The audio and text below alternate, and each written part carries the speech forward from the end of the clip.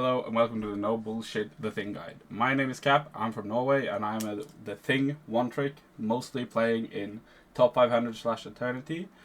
I have sunk in a bit of hours into this hero, totaling around 18, not including Smurfs. The reason I'm making this guide is I feel like there's been a lot of misinformation about the Thing and how to play him, as long as a lot of guides that are really skimmed down, show really little gameplay, and most of all, they don't really represent how to play the hero. They just come up with like, this is how you play him because this is what I heard about how to play him and this feels right. But most of the time, if you follow those guides, you will be inting your ass off. So I will be giving you the actual rundown on how to play this absolute bone-crushing, fucking clobbering menace. And I hope you will enjoy. Leave a like if you'd like. If not, fuck you. It's whatever. So we'll be heading into practice range and I'll show you some tips and tricks about most of his abilities, and then I'll be going over some top 500 gameplay to give you a better understanding of how to play him. The thing is, this hero is busted, but it all comes from a basic understanding about how to use his abilities sufficiently, as without this you are going to int. And when I say int, I mean a lot. First off, his passive Unyielding Will. This ability is really broken. You cannot be moved or displaced. However, it is important to note that this does not mean you are CC immune. Understanding how and when you can utilize this passive is a good habit for any aspiring rock main. Behind me you will be seeing some gameplay about how you can use this passive to block, for example, Hulk ult, Cap Slam, Venom F, Thor shift, Hela E, Magic E, Spider-Man E, Bucky E, and the shift of Wolverine and his ultimate, Jeff's spit out from his ultimate, and Invis shift. There's also a few more, but I think they're really niche, so I won't be mentioning them. The only ability in this list that you can actually try and counter is Bucky Hook. Let's say you have a Groot on your team and he's playing really upwards and he gets hooked and now he's just dead. However, if you're playing with him, Bucky hooks but he hits both of you, he will not be dragged, instead just stunned. Next up, his basic attack, Rocky Jab. This is a 2-hit combo that does 80 damage in total, each punch doing 40 damage. You can switch target in the middle of this combo, and you can also cancel this attack at any point with any ability. However, the best habit is to cancel it with your right click Haymaker, after the second hit registers from Rocky Jab. This is your go-to DPS combo. Next up, Haymaker. This is a 2-second channeling attack that does 90 damage and penetrates multiple targets, giving you 50 health upon activation. You can initiate it at around 13 meters and still hit your target, since you can move with it and then travel 3 meters to land the attack. You can flick to avoid headshot damage or as a surprise attack. As with Rocky Jab, you can also cancel this with any ability. The benefit here is that you will gain a shield from doing so. Some cool tech is that you can start charging this ability while traveling with your E. Something to note is that if you spam this ability with your E, you can kite out of dangerous situations and save your life from the damage reduction and shield you gain. Next up, his ability Charge. Wait, fuck, that's the shit game. I meant Yancey Street Charge. Now, this ability can be used in a lot of ways: engage, peeling, holding chokes, and stalling, but I won't bore you with all the numbers. You can pause for that if you want to. However, it's important to note that it gives you a 200 HP shield during the charge. However, it will decay quickly after the activation, so keep that in mind. Fun fact, it also gives you CC immunity for the entire duration of the charge. Now, once the charge is finished, it leaves the Earthbound effect for 3 seconds. Now, for my melee enjoyers, it's important to note that it also cancels dashes going into it as well, not only those already in it. There's a list of every hero you can affect with Earthbound. Pause the video if you want to. Something a lot of players don't know is you actually don't want to hit people directly with this ability, you want to hit them on the side. The reason for this is if you double boop them, they can instantly reactivate their movement ability after the second hit. Now, I won't deny that this ability is completely broken, but the thing is, there are some things that can stop the Thing, and that is the Thing. Rocket Team Up, Namor Squids, I don't know why, but I guess so. Magneto Bubble, Hulk Bubble, which is completely fair, Mr. Fantastic Stomach, nice one, and Iron Fist Block. Also, to note about Iron Fist Block, you can hit him again, but you will need to circle back. If you're playing against divers, you generally want to try and place this by your supports when they are getting dived to cancel out dives, but if you're playing against either Hulk or the Thing, you can try to just place this in front where you're meleeing and brawling, as this can just disrupt them completely.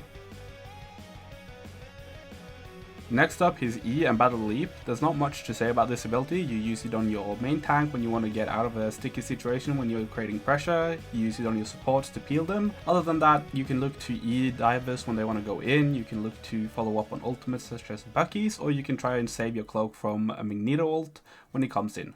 Do keep in mind it has a 3-second cooldown, so you can't just spam it, but it has 2 charges, so it's really flexible. Okay boys, it's clobbering time. This ability has a spell field of 3 meters high and 10 meters wide, making it very easy to hit, as well as a range of 18 meters, which it travels in 3 seconds. You can hit enemies behind you as the spell activates around you. It has a low energy cost of 2800, which means you can charge it fast into support ults. I'll go over when it's acceptable to use it and how to hit it a bit later, but first I'll show you some cool tech. Some really cool ult tech you can use with the thing is if you have a launch pad and you shift onto it, you actually carry your momentum forward when you unleash your ultimate.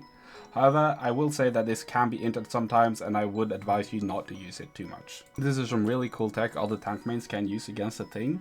If you use your shield and look downwards and jump when the thing uses its ultimate ability, you can actually block it. This goes for Strange, Magneto and Cap.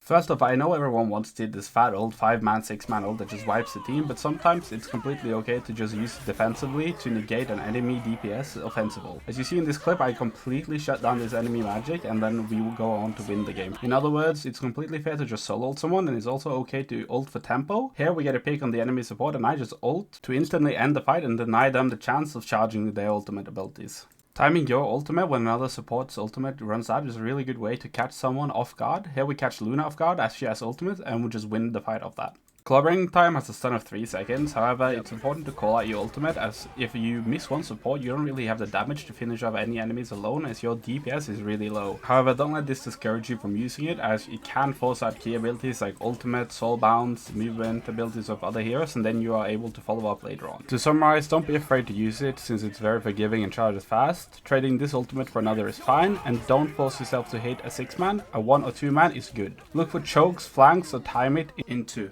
ending support ults. We are nearing the end of the video. I'll now talk about the Thing's gameplay loop with some high elo gameplay running in the background that captures what the Thing is all about. The Thing has 3 strong points: creating space for your team, in other words brawling, following dives, and peeling your team. When you create space, you generally want to first use your E on another frontline hero, then walk up with Haymaker and Sue team up, if you have it. Then look to use your shift either to preserve HP if you're getting pressured, or for frontline damage and displacement on the tanks. You can also use it to go deep into the enemy backline to disrupt them and apply pressure. If they do not burst or focus you down, you can look to walk onto enemy supports or follow up your divers with E. If you are getting focused, which you should be, you can look to E back to your do tank and hold corners/chokes until your cooldowns are back up. However, as long as you play passive, you don't have to use your shift, you can save it. But it all depends on if they are running dive and you need to have it for counter dive. When it comes to peeling, there are 2 components to take into account. You can't just peel.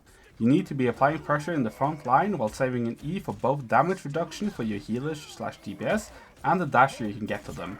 Then you can use your shift to disrupt them and catch the divers out. When you want to follow up on a dive, you don't want to use your E on your front line. Instead, look to E onto your diver when they go in.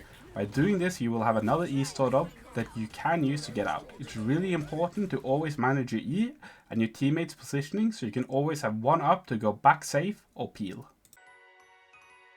I don't think there are any heroes that are bad with the Thing, but I do think some are better at giving him options to dive, anchor, and generally just not get fucked by Groot by being in the air.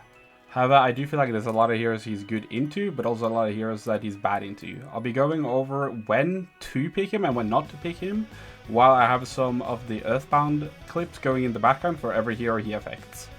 The Thing is really good into dive, as Earthbound cuts a lot of heroes. Heroes in S rank are characters he counters or makes their role they're supposed to feel very hard. For A rank, they are heroes he does well into. B is just a neutral space where you don't straight up counter them or they counter you, it's more of a team/skill gap.